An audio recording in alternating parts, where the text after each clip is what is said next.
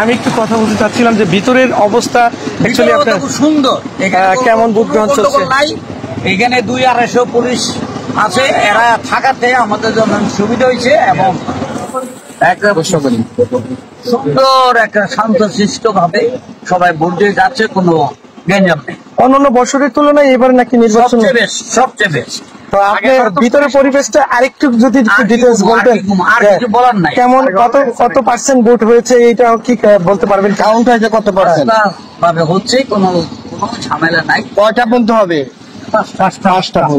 ধন্যবাদ আপনাকে। যে আমরা আসসালামু আলাইকুম স্যার, আমরা তার কাছ থেকে কথা শুনলাম, সে ভিতরে পরিবেশ সম্বন্ধে জানালেন। দেখতে পাচ্ছি